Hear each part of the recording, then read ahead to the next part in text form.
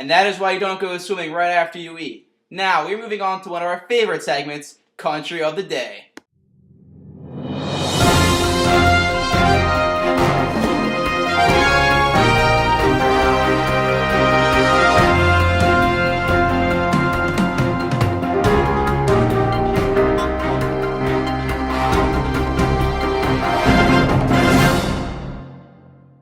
Hello, South. It is Sven Sweden with today's segment, Country of the Day.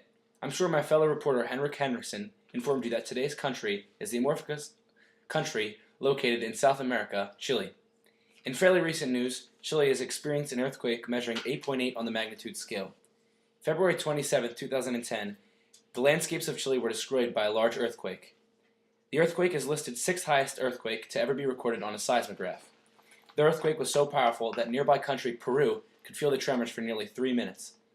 Triggering a deadly tsunami, the earthquake caused nearly 50 countries to order a tsunami warning and begin evacuations. The aftermath included 525 casualties and nearly 10% of all homes to be damaged. Following the earthquake and tsunami, the strength of nationalism began to show when the fortunate people and people at the Red Cross aided more than 5,000 families in hope to create a new and fresh start to those in need. Now over to field reporter Olaf Silverberg for an interesting story. Wow, Sven, truly blown away by those staggering statistics. I'm standing here at the Valparaiso batteries, where the first shot of the Chilean Civil War of 1891 was fired. This historical battle took a massive toll on the country. The Chilean Civil War grew out of political disagreements between the President of Chile, José Manuel Balmaceda, and the Chilean Congress. In 1889, the Congress became distinctly hostile to the administration of the president, and the political situation became serious and at times deadly. According to usage and custom in Chile at the time, a minister could not remain in office unless supported by a majority in the chambers. Balmaceda found himself in a difficult position of being unable to appoint any ministers that could control a majority in the Senate of Chile.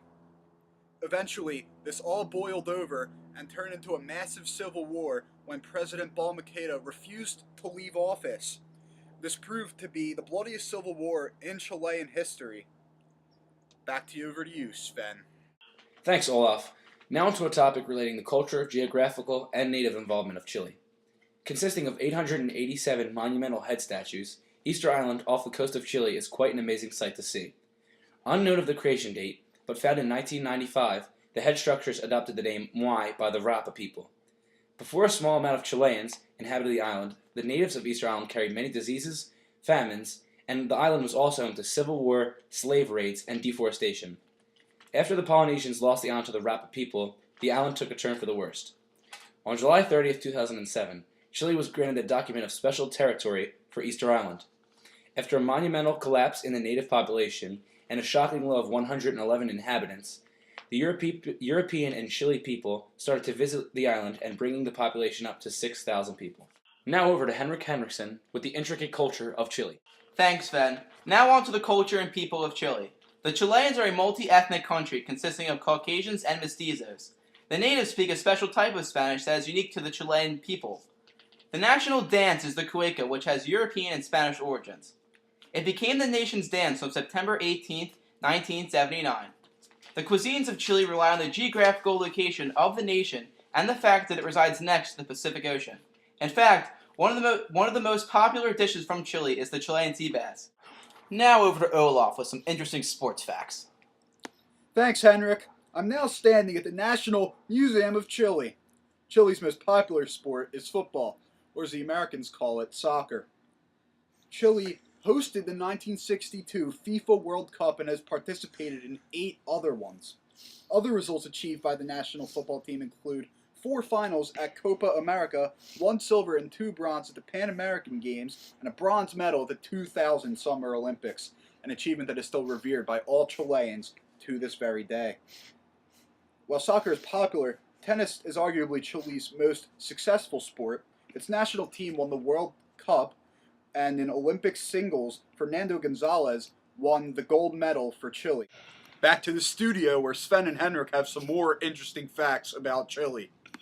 Thanks, Olaf. And in recent news, 33 Chilean miners were involved in a tragic mining incident that caused them to be trapped for 69 days.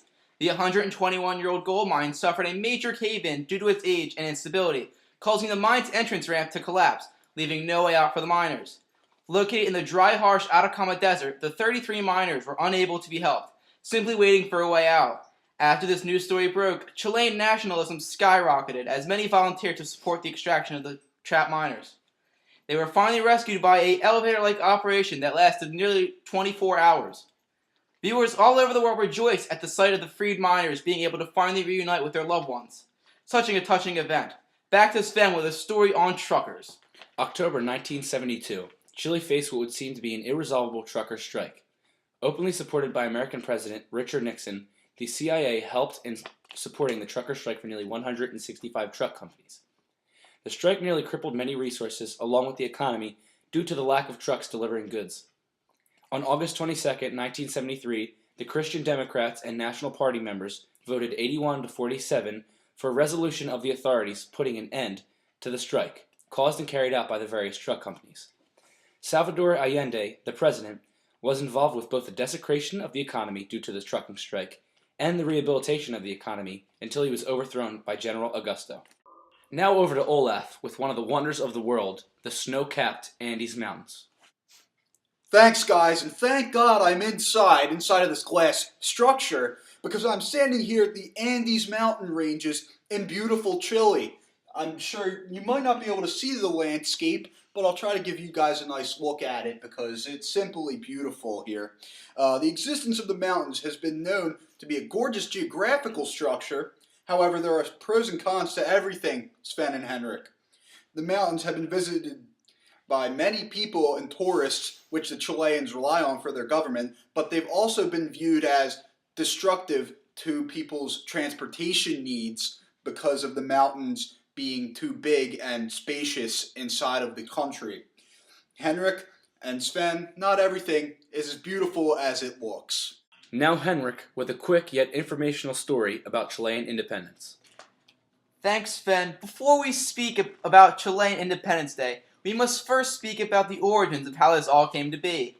In 1520, Ferdinand Magellan first discovered the land that will be called Chile while traveling the world. Soon after, the Spanish started to conquer the land. Chile would be under Spanish control until Napoleon put his brother Joseph on the throne.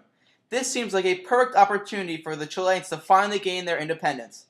This would be achieved on September 18, 1810, and is now the National Day of Independence for Chile. On behalf of Olaf Silverberg and Henrik Henriksson, I'm Sven Sweden, Channel 15. PEN News.